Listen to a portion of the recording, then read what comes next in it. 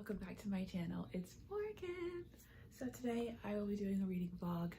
I'll probably be recording this over the span of the weekend, maybe a couple days into the week. I just need to finish Hunger Games. So I am reading Hunger Games. It's hilarious because I've already seen, all the movies, so I know how it plays out.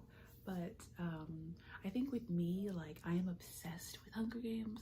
I could genuinely rewatch those movies every single year and not be upset about it and be very, very content, very happy. And so knowing that I enjoyed movies so much and knowing that there is a book out that's maybe a year or two old and a new movie coming out this year, I was like, why not officially read the books, learn some, new information, new facts that were never told in the movies, and also I'm trying to finish all the books before the last. I had to cut you guys off for a minute. Oh my gosh, my AirPods are so annoying. Okay, but anyways, yeah, so I'm reading Hunger Games. I am planning on reading all of the books by the time the new movie comes out in November, December. I'm very, very, very, very, very excited because to this day, Hunger Games still rates up there as a top movie franchise for me. And I'm a sucker for end of the world, apocalyptic, to the death. I'm really into that kind of idea when it comes to movies, TV shows, books. And so I don't know, they have continued to stay up there even as new things have come out. It continued to be just as good.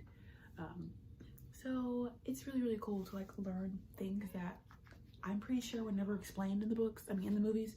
So it's really, really cool to get that information. I officially got to 40% on my Kindle, so I am literally in the first chapter of the games. Finally, I was it's low-key a slow start, especially if you already know how it goes, you know what I mean? So I'm glad that I finally made it past that hump and we're in the games. It's really funny because even though I've seen the movies, as soon as the game started, I got so tense and scared. I was like, holy shit, we're in it. So that was cool. But yeah, I'm just gonna be reading, and there's actually one thing I wanted to kind of point out. There was one story or quote in this book so far that I swear was never explained in the movies, and it is the story of why the Mockingjay was even a thing. I swear that was never explained in the movie as to why it was such a big symbol for the district, or why it was such a big rebellious act. That was never ever explained. So it was never able to hit as much as it should have. But this page explains it, and I loved reading it. It says the common term for them was, I want to say mutations, but that's not how it's spelled. Or sometimes, so mutations, or sometimes mutts for short. One was a special bird called a jabberjay that had the ability to memorize and repeat whole human conversations. They were homing birds, exclusively male, that were released into regions where the capital's enemies were known to be hiding. After the birds gathered words, they'd fly back to centers to be recorded. It took people a while to realize what was going on in districts, how private conversations were being transmitted. Then, of course, the rebels fed the capital endless lies, and the joke was on it. So the centers were shut down, and the birds were abandoned to die off in the wild. Only, they didn't die off. Instead, the jabberjays mated with female mockingbirds, creating a whole new species that could replicate both bird whistles and human melodies. They had lost the ability to enunciate words, but could still mimic a range of human vocal sounds, from a child's high-pitched warble to a man's deep tones. And they could recreate songs, not just a few notes, but whole songs with multiple verses, if you had the patience to sing them and if they liked your voice. So that was so freaking cool, learning about that. So I appreciate that little tidbit that was never truly given its moment in the movie.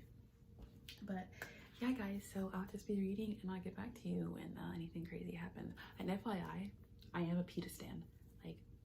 Even when the movie, when I first saw that movie and I just saw PETA, I was like, yeah,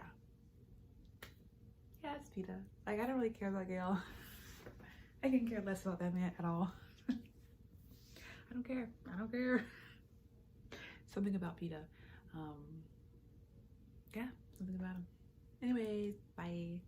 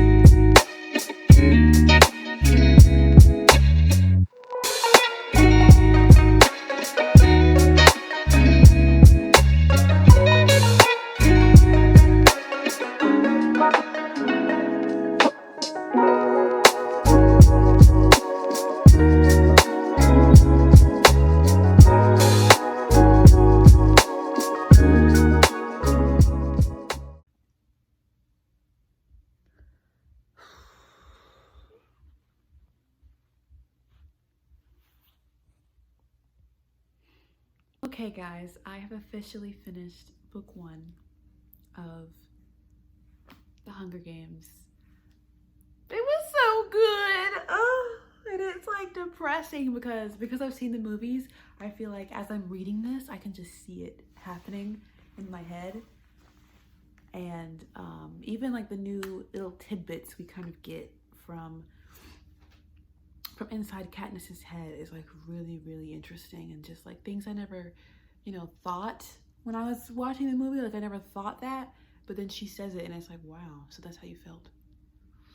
Oh my god, like it's so depressing. Oh my gosh. I will say one big difference, and I wish they would have done that in the movie, is in Hunger Games, like when the giant wolves came out, but the wolves were actually from parts of the other tributes. I wish they would have did that for the movie. Now, I'm not really sure how you make that look. I don't know how you like visually do that. Maybe that's why they ended up not doing it, because they just couldn't agree on how to, visually make that look. But that could have been really good and creepy. But just because in the movie you can tell that PETA is vibing with Katniss, and Katniss is like faking her vibes. You can tell, it's obvious, right? And in the book it's even like deeper, because she's like, okay, I guess I gotta do this, or I'm not getting any food from Haymitch from our sponsors, so I guess that means I need to be more lovey-dovey with PETA, and then the sponsors will like us more and they'll send us more food. So let me go kiss him again, let me go make out with him, let me go, talk to him and get deep with him for a second. That was depressing. And then I just, this last kind of like couple of pages when, here it is, when he says, PETA and Katniss are talking, and they're just having a conversation, and Haymitch comes up and he says, great job, you two. Just keep it up in the district until the cameras are gone. We should be okay. And then PETA's like, what's he talking about? And then Katniss is like, well, Haymitch was coaching me. And then PETA's like, he was coaching you, but not me?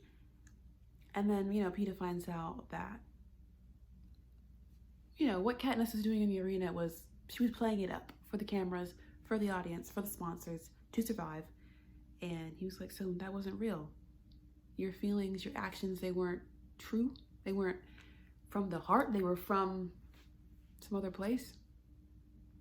And that was depressing. It made me sad. Oh my gosh, it really did make me really sad.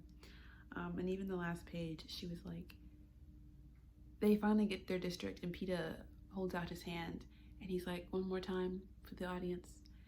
And she holds his hand and she says, I take his hand, holding on tightly, preparing for the cameras and dreading the moment when I will finally have to let go. Let me just say this, from like watching the first movie and reading this first book, I already knew from the movie, but I just knew that she did not fuck with Gale. Okay, I don't give a fuck. I'm pretty sure in one of those movies, they like made out or they kissed or something happened. But like genuinely, she was not vibing with this man, okay? It was always Peeta. There was never a, let me know in the comments below. Did y'all ever like, whose side were y'all on? Like what kind of fan were y'all? Because I was always a Peeta fan. I mean, that was just what it was. Obviously, you could say that that question's not very fair considering the fact that we don't really get a lot of Gale moments until like way later. Like we get like little tidbits of who Gale is, but Peeta was like a main character, so we just get a lot more about him. But still, who are y'all vibing with? Because it was always Peeta for me. I'm drawn, especially when I'm watching TV shows and movies or reading books, I'm drawn to guys that are like, I don't know. I don't even know how to describe Peeta. How would you describe him? Whatever you would describe Peeta as, that's like the kind of guy that I always like to like watch or read about. I just think they're so cute. Like, I don't know. Anyways, so that was Hunger Games. I finished that book fairly quickly. Like, I am very proud of myself. Pat on the back. Guys, like I said, my plan is to continue reading this book series until I get to the very, very last book, which is the newest one, the green one. And I am kind of planning on finishing this book series by the time the new movie comes out. So what is that, November? So I think I'll probably end up reading, what are we in? August, September, October, November. Maybe I'll read like either one a month or two a month. I'll probably do 2 a month because the green one. Yeah, so I'll probably read 2 of these a month. I think I'll stop for August. I'll just read the first one.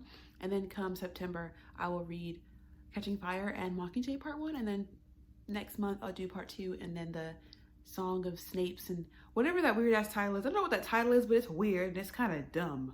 But that's whatever. Thank you guys for watching. I'll catch you on the flip side. Bye.